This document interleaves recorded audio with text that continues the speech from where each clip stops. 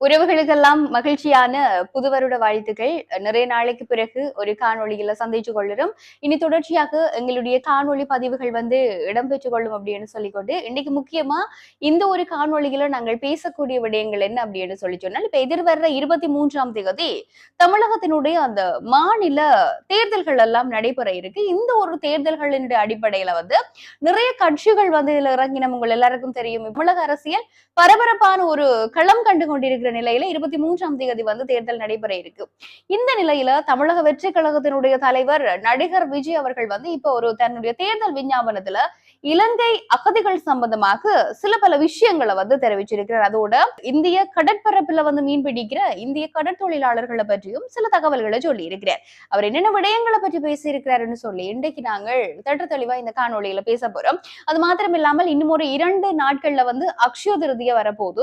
இந்த அக்ஷய திருதியில நகை வாங்குறதுக்கு காத்திருக்கிற எல்லாருக்கும் ஒரு மிகப்பெரிய பேரிடி தான். ஏன்னு சொன்னா நகையினுடைய விலைகள் நாளடைவில் அவ்வளவு தூரம் உச்சம் தொட்டு கொண்டு போகுது. இந்த நிலையில இன்றைக்கு தங்கத்தினுடைய விலை குறைவடைந்திருக்குது. இதை பற்றியும் பேச போறோம். அடுத்தது யாழ்ப்பாணத்து மக்களுக்கு மிக முக்கியமான ஒரு எச்சரிக்கை ஒன்று விடுக்கப்பட்டிருக்கு. இதை பற்றி பார்க்க போறோம். அடுத்ததாக தன்னுடைய மனைவியை கொலை செய்திருக்கின்ற ஒரு கணவர் அப்படி என்று சொல்லியும் ஒரு செய்தி ஒன்று இருக்குது. ஆக இந்த செய்திகளை பற்றி எல்லாம் இன்றைக்கு நாங்கள் இந்த காணொலியில விரிவாக பேச போறோம். காணொலிக்கு போறதுக்கு முதல்ல யாராவது மறக்காம எங்களோட சேனலை சப்ஸ்கிரைப் பண்ணாம பாக்குறீங்கன்னா சிலோன் 360 சப்ஸ்கிரைப் பண்ணிட்டு பாருங்க. தொடர்ந்து பேசுவோம். இலங்கையில ஹெட்டன்ல வட்டவள்ள பகுதியில ஒரு கொலை சம்பவம் ஒன்று நடந்திருக்குது.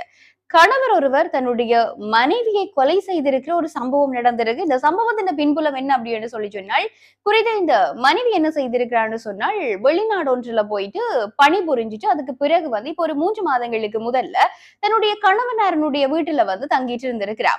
அப்ப அந்த கணவனாருடைய வீடு கலகா பகுதியில இருந்திருக்கு. அப்ப கணவனாரோட வசிச்சுட்டு தன்னுடைய தாய் வீட்டுக்கு போயிட்டு வரேன் அப்படின்னு சொல்லி போட்டு இந்த ஹெட்டன் வட்டவள்ள பகுதிக்கு வந்திருக்கிறார். அப்ப கணவனை விட்டுட்டு வந்த மனைவி என்ன செய்திருக்கிறான்னா தன்னுடைய தாய் வீட்டை இருந்திருக்கிறார். அப்ப நிறைய நாளாகியும் மனைவி தன்னுடைய வீட்டுக்கு திரும்ப இல்லைன்றதை தெரிஞ்சு கொண்ட இந்த கணவன் என்ன செய்யறார், தன்னுடைய மனைவியினுடைய வீட்டுக்கு வந்திருக்கிறார். தன்னுடைய வீட்டுக்கு வருமாறு மனைவியை கூப்பிட்டு இருக்கிறார். அப்ப இந்த மனைவி என்ன செய்யறா, இந்த மனைவிக்கு 27 வயது, இவர்களுக்கு ஒரு குழந்தை இருக்குது. இந்த மனைவி சொல்லி இருக்கிறா, என்னால உங்களோட வர முடியாதுன்னு சொல்லி 2 பேருக்கு இடையில தர்க்கம் எல்லாம் நடந்திருக்குது. அப்ப இந்த தர்க்கத்தின் அடிப்படையில இவர்களுக்கு நேற்றைய தினம் பிற்பகல்ல இருந்தே இவர்களுக்கு இடையில சண்டை நல்லா மூண்டி இருக்குது. அதுக்கு பிறகு இன்றைய தினம் அதிகாலை வேளையில தான் கணவர் மிகவும் ஒரு ஆவேசம் அடைந்து தன்னுடைய மனைவியை படுகொலை செய்திருக்கிறார் அப்படின்னு சொல்லி ஒரு தகவல் ஒன்று கிடைக்க பெற்றிருக்குது. உண்மையில இலங்கையில இப்படியான சம்பவங்கள் அடிக்கடி நடந்து கொண்டிருக்குது. ஒரு திருமண வாழ்க்கையில ஒரு கணவனுக்கோ மனைவிக்கோ அந்த வாழ்க்கை பிடிக்கல அப்படின்னு சொல்லி சொன்னால் சட்டப்படி அவர்கள் அந்த வாழ்க்கையில இருந்து பிரிந்து போறதுக்கான வழிவகைகள் இருக்குது. அதுக்காக நீ என்ன விட்டு போனா நான் கொலைதான் செய்வேன் அப்படி என்று சொல்றது எந்த விதத்திலையும் ஏற்றுக்கொள்ள இயலாது. இனி அந்த கணவன் போலீசாரால கைது செய்யப்பட்டு நடவடிக்கைகள் எல்லாமே முன்னெடுக்கப்படும். அப்ப இப்ப 2 பேற்ற வாழ்க்கையும் போனதுதான் ஆக ஒரு மிச்சமா இருக்குது. இலங்கையில இப்படியான தொடர்ச்சியான சம்பவங்கள் நிகழ்ந்து கொண்டிருக்கிற நேரத்துல உங்களுக்கு ஒரு திருமண வாழ்க்கை பிடிக்க இல்லையா அதுல இருந்து விலகி போறதுல எந்த ஒரு தவறும் இல்லை. சட்டப்படி அப்படி என்று சொல்றது ஒரு முக்கியமான விஷயமா இருக்கு அப்படின்னு சொல்லிக்கொண்டு அடுத்ததான ஒரு விஷயம், இப்ப இந்த தமிழக தேர்தல் களம் எல்லாம் அதிக அளவுல ஒரு சூடு பிடிச்சு போய் இருக்குது. தேர்தல் பரப்புரைகளால நிறைஞ்ச ஒரு நிலைமை இருக்குது தமிழக இந்த ஒரு அரசியல் களத்தை பொறுத்த வரைக்கும். எதிர்வருகின்ற 23ஆம் தேதி பரபரப்பா இந்த தேர்தல் எல்லாம் நிகழ இருக்கிற இந்த நேரத்துல இப்போ ஒரு விஷயம் என்ன அப்படின்னு சொல்லி சொன்னா, டிவிக்கு அதாவது தமிழக வெற்றி கழகத்தினுடைய தலைவர் நடிகர் விஜய் அவர் தன்னுடைய தேர்தல் விஞ்ஞாபனத்தை வெளியிட்டு இருக்கிறார். இதெல்லாம் குறிப்பா இலங்கையில இருந்து போய் இந்தியாவில அகதிகளாக வாழ்கின்ற மக்களுக்கு தான் அங்க ஒரு குடியுரிமை பெற்று கொடுப்பேன் என்று சொல்லி ஒரு முக்கியமான விஷயத்த சொல்றார். ஏன்னு சொன்னா இப்ப நிறைய வருஷங்களா இங்க இருந்து போட்டு அங்க போய் இருக்கிற மக்களுக்கு இன்னுமே அங்கத்தான ஒரு குடியுரிமை கிடைக்கல. ஒரு மனிதனுக்கு மிக முக்கியமான ஒரு விஷயம் என்ன அப்படின்னு சொல்லி சொன்னால் ஒரு குடியுரிமை என்றது. ஏன்னா அந்த குடியுரிமை தான் இவர் எந்த நாட்டுக்குரியவர் என்றதை கொடுக்கக்கூடிய ஒரு விஷயம். அப்படி இருக்கேக்குள்ள இலங்கை அகதிகளுக்கு குடியுரிமை கொடுப்பேன், வாங்கி கொடுப்பேன் என்று சொல்லி இருக்கிறார். இது மாத்திரம் இல்லாமல் இந்த இந்திய கடற்பரப்பிலேயே இந்திய மீனவர்கள் சரிவர ஒரு மீன்பிடி தொழில ஈடுபட முடியாத நிலை இருக்கு. ஏனென்றா இலங்கை கடற்படையினரால கைது செய்யப்படுகின்ற நிலைமைகள் எல்லாம் இருக்கின்ற பொழுதும் தான் ஆட்சிக்கு வந்ததுக்கு பிறகு தான் இந்திய மீனவர்கள் சுதந்திரமாக மீன் பிடிப்பதற்கான வழிவகைகளை செய்து கொடுப்பேன் சொல்லி இருக்கிறார்.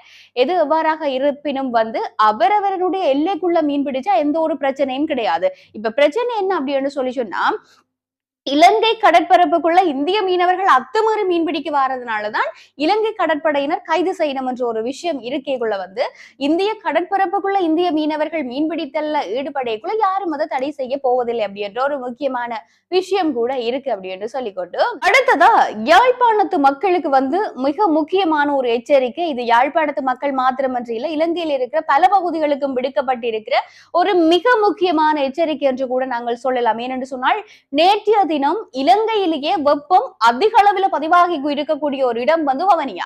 36°C வெப்பம் இருந்திருக்குன்னு சொல்லி சொன்னா யோசிச்சு பாருங்க, நிலைமை எந்த அளவு தூரத்துக்கு இருக்குன்னு சொல்லி.